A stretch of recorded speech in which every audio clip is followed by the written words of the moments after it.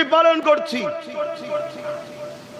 নববৎসরের বাচ্চার সামনে যখন বলা হচ্ছে এটা মসজিদে আকসায় যে লাগাবে আমি তাকে গিফট করব, মসজিদে আকসা 4 লক্ষ অস্ত্রধারী সেলিবিয়া সৈন্যরা ঘিরে রেখেছে। নববৎসরের বালক জবাব দিচ্ছে দোকানদারকে, ইনশাআল্লাহ আপনি রেখে দিন, খুব শিগগিরই মসজিদে আকসাতে এটা আমি গিয়ে লাগাবো। বলতে পারলেন না? এই জোরে বলুন না সুবহানাল্লাহ, জোরে বলুন না নারী দিবে। আর আমাদের 25 বছরের যুবক হারামখোর, গাঁজাখোর, বেঈমান, কাফের নেতাদের পিছনে ঘুরে ঘুরে বেড়াচ্ছে। তাহলে এই জাত ধ্বংস হবে না তো কারা হবে?